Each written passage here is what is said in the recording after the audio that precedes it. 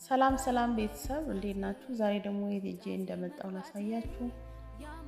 ሰሞኑን በጥርስ ህመም በጣም እየተሰቃየሁ ነበርና ጥርሴን በማስነቀልና ባለማስነቀል ትግል ላይ እያለሁ ማማ ወለላ ባህላዊ የጥርስ ሐኪም ጋር ሄጄ በዚህ መልኩ ጥርሴን በጪስና በተለያዩ መድኃኒቶች አክመውኝ በጣም ብዙ ቆሻሻና ትላትሎች ከጥርሴ ውስጥ ወጥቶ ፍጹም ሰላምና ደስታ ተሰምቶኛል። ጥርሴን ሳላስነቅል እናንተም እየሄዳችሁ መታከም ከፈለጋችሁ ካፕሽን ላይ ስልክ ቁጥራቸውን ሜንሽን አደርግላችኋለሁ። እየደወላችሁ ሄዳችሁ መታከም ትችላላችሁ።